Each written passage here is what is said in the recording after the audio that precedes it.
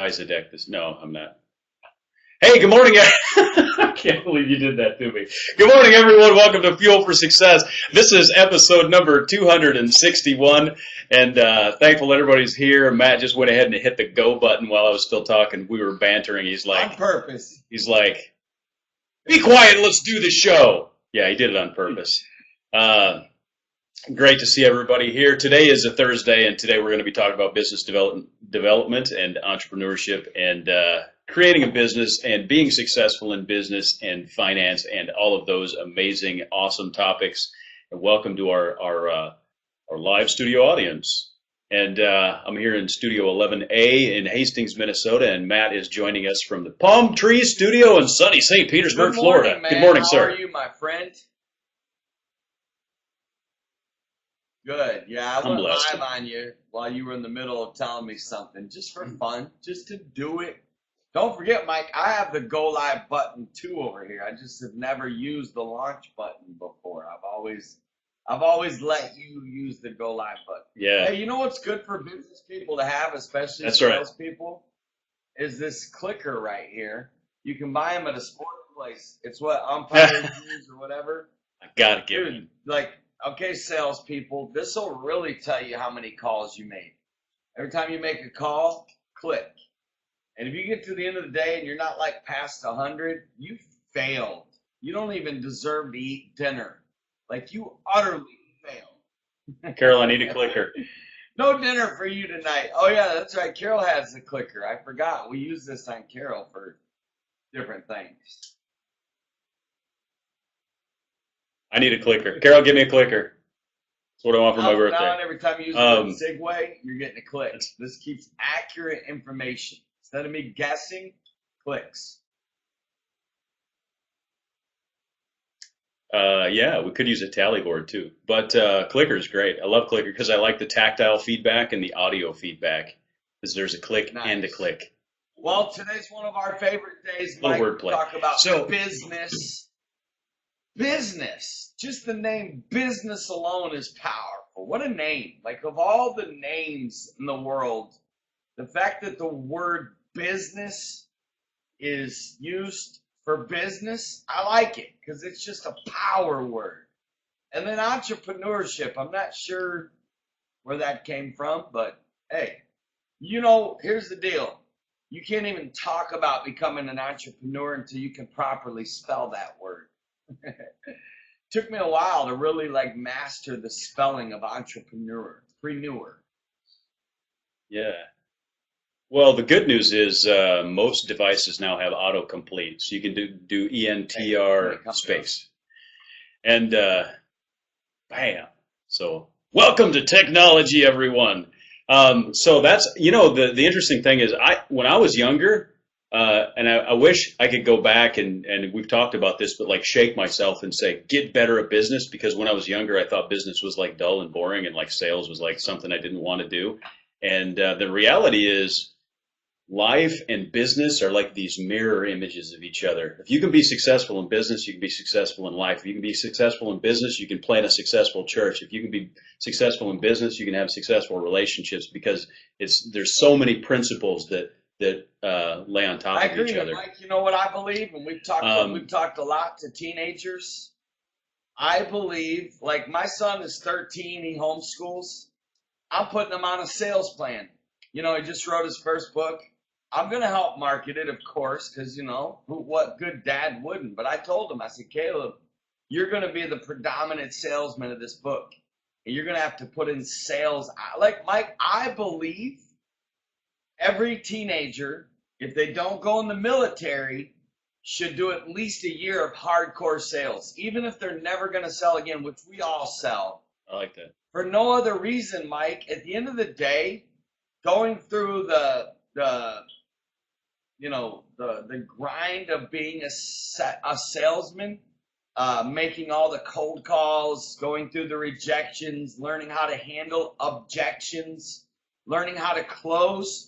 I mean, the skills that you'll need to be a great salesperson, it'll carry with you for the rest of your life.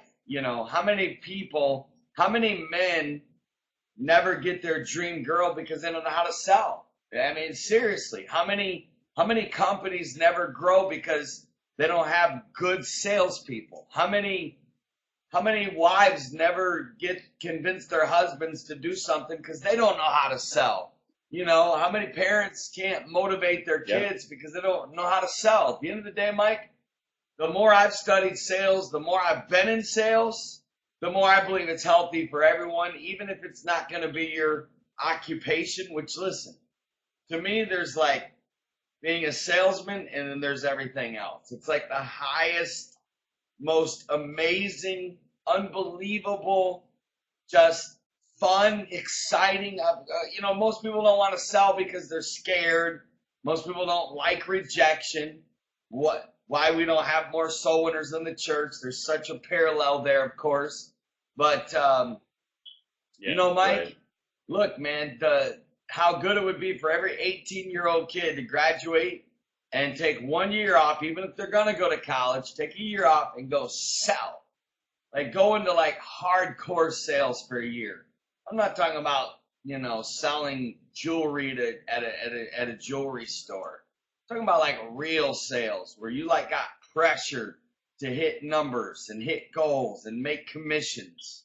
100% commission sales jobs, I think, are awesome. But anyways, you're on my passion right now. That's it. I like that. I like that, and which actually gives me an idea. We'll talk later. So the let me remind everybody that's watching live. Click over there, ask us questions, any question about business, and those sort of things. We'll get to them if you're listening later on podcast. Shout out to all our podcast listeners,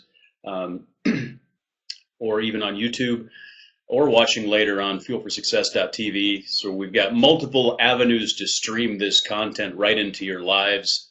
That's a little bit frightening, but also a good thing. So, but if you're watching later, listening later, email us, mike@mattmaddox.com, or send us a text, 727-341-5599, and we will get those questions on as quickly as we possibly can. And appreciate your, would it be patronage? Thank you for your patronage to Fuel for. Thanks for listening. Let me ask you this question that came in, and awesome comments by Lance over here about being sales has made him a better business manager, better leader, better minister. I believe that. You know, even if you're not in the business of sales, or even if you're not a business owner and you even work for somebody, you know, when you go in to ask for a promotion or a raise, guess what? Selling. You're selling yourself. And the better you are at closing and doing sales, the more likely you are to be successful. True. Hey, let me ask you this, and I love this question. This is a very open, broad question. You can go about 100 ways with it. But when should someone start a business? Well, we're probably the wrong people to ask this because we're crazy. Meaning, like, if someone like, was right to come to me right now and say, hey, Matt, let me get your advice. When should I start a business? I would look them right in the eye and say, right now. Like today. Literally. Like today is the start today. Like, I'm not kidding. That's my style though. You know, obviously I got friends that like they think it through for 5 years and they've got like Mike, there is such a thing as overthinking things. There really is. You know, Mike, I think someone should start a business once they really have a true product and service that can make money. You know, or, you know, like we said, there is a difference between a hobby and a business. So, you know, I mean, if it's a true product and service that brings value to the marketplace, can make money, and you can make sales, start now. Like literally, there it is, start now. That's my take on it, Mike. Yeah, I agree. I would be like, you know, it's 8:43 a.m. in Hastings right now. You have till 9. You have till 9 to start, or don't talk to us. Well, here's the reality, and there's starting a business is a very vague sort of question. Mike disappeared, so I'll what he's saying is, look, are you going to start a pizza business? Obviously, you got to get, you know, permits, you got to find location, you know, you got to buy equipment. But obviously start the procedure, like, make a list of things, make a master list of everything you need to do, and do as many as you can in one day and many as you can the next day. And, Tony Robbins, all these guys that you study in business will tell you massive action is the secret. Mike, I kind of was feeling what you were going to say as you disappeared, and I took over for you, if that's okay. But if it wasn't what you were going to say, I appreciate that. Yeah, feel free to speak or forever hold your peace, my friend. I don't know what you said because I was throwing things at the wall. You were saying that, look, you were saying that, starting a business is broad. And I said, look, what Mike is probably about to say is if you you're going to start a pizza business, obviously, if you're going to open up a pizza shop, you've got to find location, you got to buy equipment, you got to get permits, there's obviously a lot of details, but the key word is to start. Keyword is make a master list of everything you need to do and do as much as you can in one day without even taking time to breathe. Do as much as you I would can, say, because nothing beats procrastination like action. Nothing. And that's why I tell people, look, if you're stuck or if you're hesitant, go, do it. Push yourself over the cliff. It's like when my grandfather taught me how to swim. I'm not even kidding. When I was a kid, he picked me up and threw me out of the boat and said, either learn how to swim or you die. And I'm not even kidding. He was standing over the boat, which, most people nowadays would call the cops on you. But I learned how to swim. Right. Maybe that's what made me who I am today. Wow. So, the way that you and I learned to swim probably predestined us to work together because I jumped off a bridge to learn how to swim. I did, literally. I'm like, well, let's do it. And I jumped in. I was going to say take action. Take action today, whatever that is, even if it's putting down a one-page business plan. And I strongly listen to the words one page because people get massively caught up and spend 4, 5, 8, 10 months building a business plan. And that's not necessary to take action. So anyway, great question here from Carol I want to pull up. And she put a disclaimer up saying this is strictly a hypothetical question. She said, disclaimer. Like, well, what? There is no issue. A mediator for me and Mike? Is there something I'm not aware of here? Not at all. Not at all. But it is a great question. What do you do, or who would you use as a mediator if there is a problem? And as we've talked about partnership a lot in the past, we've talked about how to select a partner, the benefits of partnership, those sort of things, what each partner brings, and all of those situations. So, but the conflict is natural. Conflict happens. But what if there's like a genuine problem in partnerships? How do you mediate that? Because once you go into partnership with somebody, it's almost like a marriage. There's a lot of momentum already behind it. If you've got investors, you've got financial situations, you've got business interests, and it can be, it's sort of containing. So how do you mediate that? What's your advice? Mike and I talk a lot about partnership on our business show because we feel like we've been able to do it right. And if a partnership's at a place where you need a mediator, you probably first each need to go to a therapist because your communication skills and your maturity level has gotten to that point. Then probably step one first is to both go to counseling so you can get back to, communicate. Because like Mike, if you communicate right and you follow principles, like every partnership has to have values and principles they follow. Like principle number one, ready? Let's write it out. Here's our core principles for working together. Don't ever surprise me. But if you do, I trust you. You know what I'm saying? There's got to be such a trust, but there's also got to be communication. But there's got to be trust that if there isn't that, again, it's all about intent. Like there are times Mike and I make decisions. I'd say 95% of the time, we would never make a major decision without even I was dealing with somebody yesterday. I said, well, I got to run that by Mike, And that's just like automatic, you know. But Mike, there are partnerships that get out of hand to where maybe they need a mediator, and if they do, you know, I mean, there's professional mediators out there. You know, maybe a trusted friend. Pacey said she would be happy to mediate for Mike and I. That would be fun.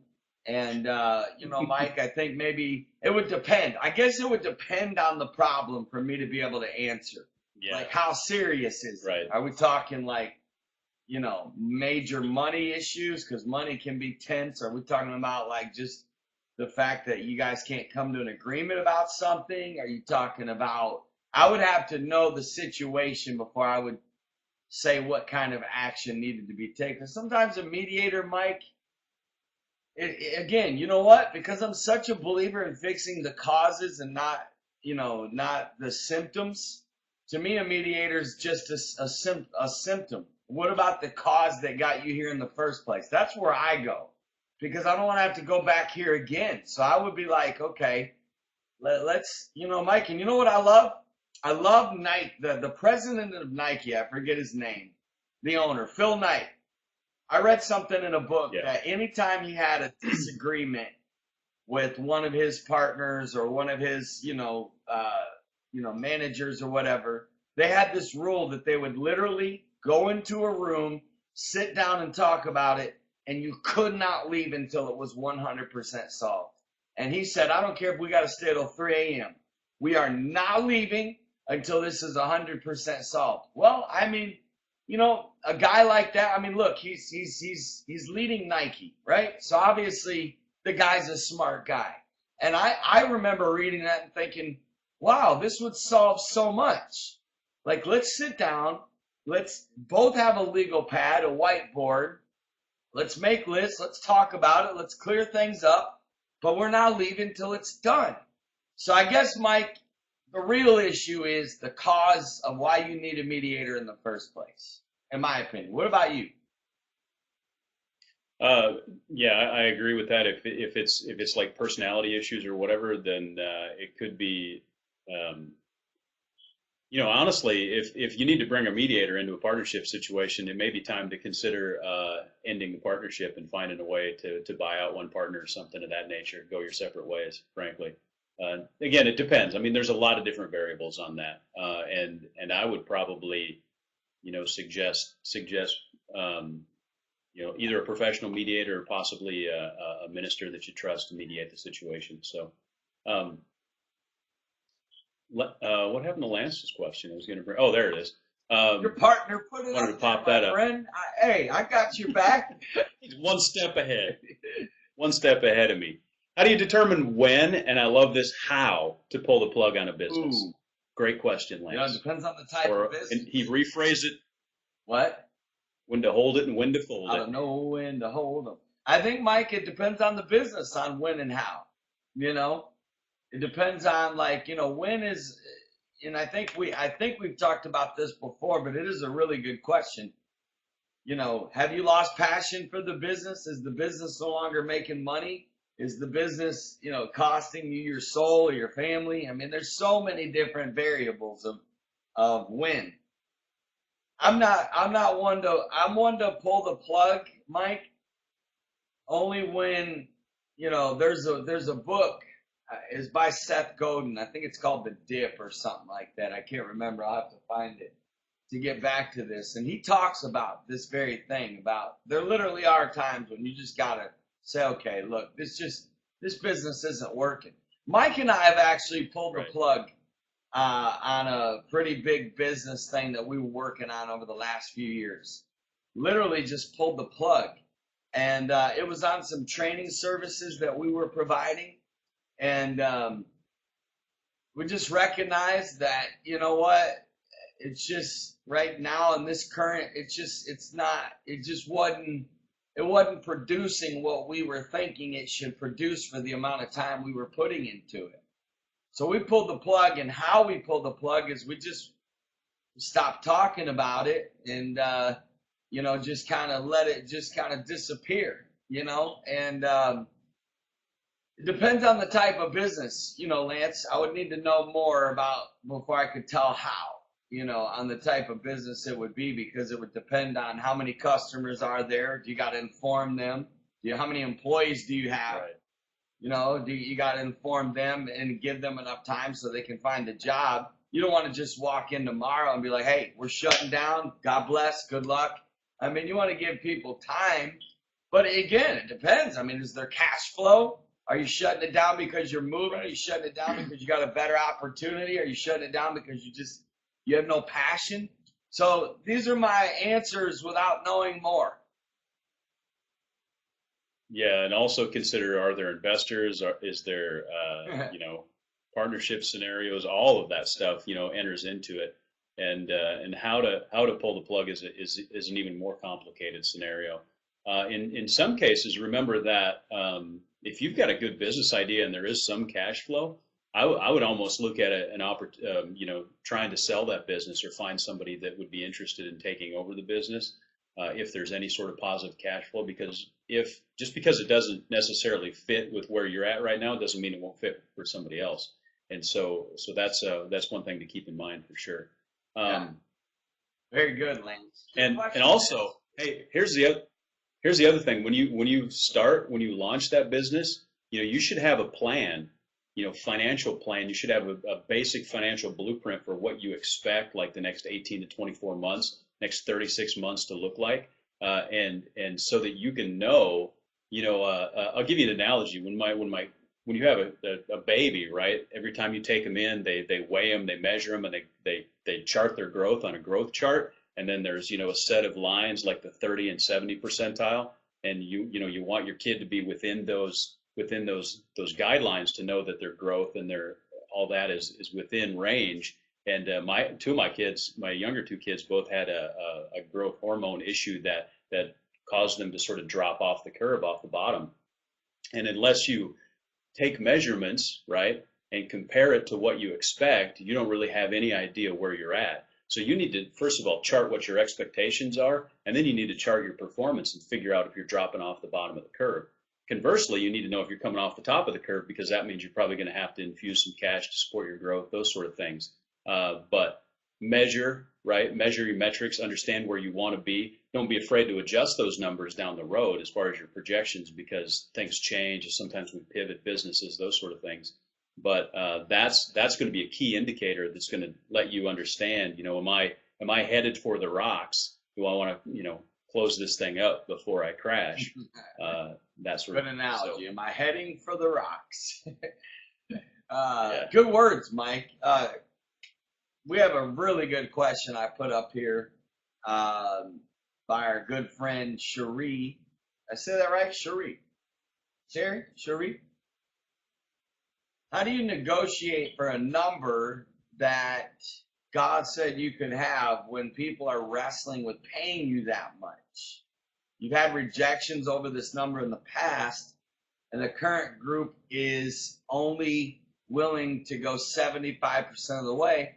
Can you believe for stages? I have pretty strong conviction about price points. And it's actually gotten stronger even over the last, few months. I've gotten to a place where once I believe a certain product or service is at a certain value, I'm not coming down on it. Even like, and sometimes in business, you've got to be willing to lose a customer or lose a sale or lose an opportunity. Because if you always budge on price all the time, sooner or later you're gonna devalue yourself so much that you're gonna lose your own inner power and confidence in your own value. And at the end of the day, there are times when once you're set on a number, whatever it is, I don't know your situation and what you're referring to, Cherie. So I'm just kind of Sherry. Huh? Sherry. I like Cherie better. No, I'm just kidding. So, Sherry, my point is I want to know more if you can share. If you can, it's okay. But if they're only willing to go 75% of the way, it really depends. I mean, my personality would be to say, to wait it out or to keep negotiating and don't fear the rejection and be firm and say, you know what? Look, you're 75% of the way here. I need you here. I cannot go any lower than this number. I cannot. I won't. And if you're willing to like lose the 75% of the way, which is a big risk, which is why most people don't get what they want in negotiation because they act out of desperation. Again, I'm totally in the dark here. So I might not even be helping you, Sherry, in what your situation is.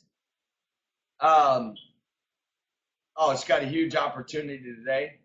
Look, I mean, I guess it's like this. I do believe in being fair in negotiation. I do believe in being willing to negotiate, but I believe in having a set bar, boundary, whatever you call it, line, number. I'm not going any lower than this, and sometimes I've had to walk away from good. It's going from good to great. I've had to walk, you know what? Not every opportunity is your only opportunity. Sometimes you have to be willing to say no. You have to be willing to hold your ground, not out of stubbornness, but knowing your value and not go any lower, and it's called, there's a healthy compromise and then there's an unhealthy compromise. Healthy compromise is when you're willing to meet in the middle and you're not losing your value. You're not devaluing yourself or your product or your service. Mike, I want to give you time on this pricing and follow up with Sherry because I'm personally passionate about this price stuff and value stuff, so I could keep talking. So let's take a little break and find out maybe where she's at on this, and maybe you can take this and go even further here. My first thoughts are that pricing can be a very complex thing, but depending, a couple of key things is one is you never want to compete on price. That's always a losing battle unless you're like in a massive commodity market where you can compete on price and increase your volume by 30-40%. Competing on price is a losing game always. What's better is to figure out how to add value to what you're providing to meet the price point that you want to hit. Of course, the other thing is your cost of goods and all those sort of things, depending on whether you're selling a product or a service, and understanding what your margins are on it. It could, literally be that you're at an uncomfortable price point simply based on the market, based on what you're providing, based on the perceived value. And again, basically, the old economic axiom that you can charge whatever the market will bear, that's absolutely the truth. If people, perceive something to be worth $1,000, they'll give $1,000 for it. If they see $1,000 in value of it, that's what they'll give for it. If it's the same exact product, but maybe in a different market, that market may only perceive it as being worth $99. And so there's some variations in market segments and demographics and all those sort of things. And so pricing can be difficult. Of course, we read there's a great book called The No BS Price Strategy. We talked about it before, and a great quote from that book, and especially in dealing with larger markets. The author of the book said, you can go to the ocean, it's speaking of price points, you can go to the ocean with a spoon, or you can go to the ocean with a bucket. The ocean doesn't care. And so in a lot of ways, increasing the price and providing more value, is the solution. So adding value to hit the price point you want rather than reducing the price to hit the perceived value is a better way to balance that equation. And let me throw this out there, Sherry. And when you're talking big opportunities, big deals, big money, okay? 25% doesn't faze people. Obviously, this is where negotiation comes into play. Here's what I've learned. I've dealt with a lot of very powerful people, a lot of extremely wealthy people, and I've had to negotiate with a lot of them. And there's been times I've had to just stand my ground, be firm, and be borderline cocky. Not cocky, but to the edge of it. That confidence of I'm willing to walk away. The day that you're willing to walk away is the day that you have a certain amount of just I don't want to misuse the word power because I don't mean a bad power, but you do have a power. If you're willing to walk away, then and you're willing to say, okay, this is how far I can go. I mean, it just depends on, like, if you're only off a couple $1,000s and you don't feel like you're devaluing yourself, Mike, again, it would literally would depend. So, I mean, like I said, there could be 100 scenarios to this. Right, it would depend. right. What So what she other? says it's big. Yeah, and based on that, Matt, if it's a negotiation, if it's a situation where you're going in to negotiate the price point of this year contract, I would say make sure that you know ahead of time, like where your boundaries are. Like what is your drop dead number? Have all of that in your mind, understand it. Think of maybe creative ways to write the contract. Other ways to get the price you need by adding value, or how can we restructure it or whatever. And I'm not sure the nature of the contract, but have those points in mind when you hit the negotiating table, right? Don't like do it on a whim. In other words. Yeah. And at the end of the day, go with your gut feeling. But you know what? I want to say one more thing. I don't believe in operating out of fear of loss. That is going to determine whether or not people go to the next level in life and business. Is when you can operate, when you are willing to lose, you're going to go to the next level. I can just tell you that because I know this from experience. I had to have a breakthrough in my own life where I was willing to lose. I was willing to not lose in far as I'm talking about like losing a deal because of the fact that it wasn't a win-win. It's the law of exchange. There's got to be a win-win. There's two types of exchange. There's the fair exchange, then there's the winner's exchange. The winner's exchange is obviously in our case, My Health 90, I feel like is a winner's exchange for our customers. I sincerely don't even believe it's a fair exchange because we're giving so much more than what a person is paying for. That's what a winner's exchange is. It's kind of like an iPhone, right?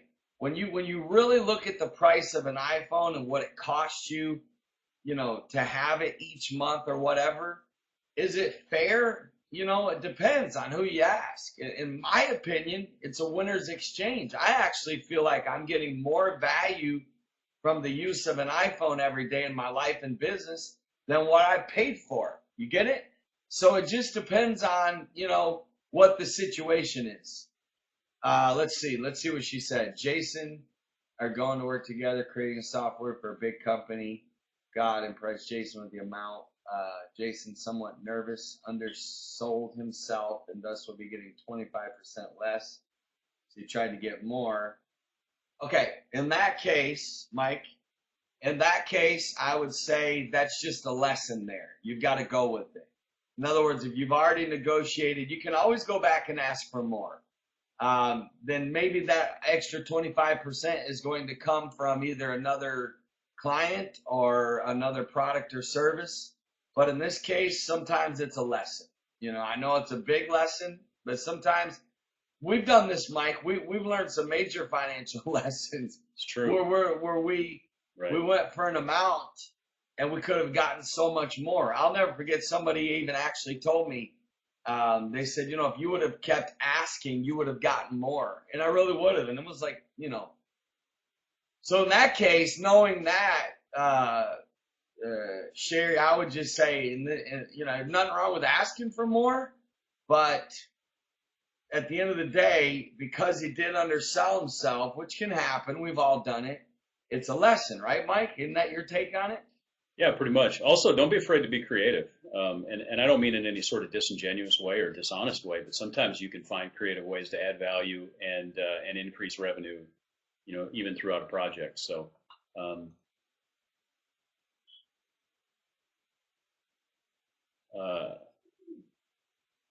it's good. Or trust that I like what Pacey said. There could be an opportunity that's yet to happen. It could be that you're right in line with what God spoke to. Carol says, I think all business Christmas parties should be in the Caribbean. Your thoughts? I actually believe Carol and I think a lot alike in a lot of ways, and this is one of the ways that her and I are completely in agreement. um, can I, real quick, Mike, I don't know how much time we have, but I wrote this down last night, and I wrote down these words. Rather than coming down on price, go up in value. So in other words, when you're selling something, the temptation is to say, when someone said, listen, the amount of sales that I've made in my life where people told me the price was too high, I still won the sale because I acknowledged, their concern about the price being high, but I didn't justify it. Instead, I went back to talking about value. And I put this on my Facebook last night. You've all heard this. When value exceeds price, price is irrelevant.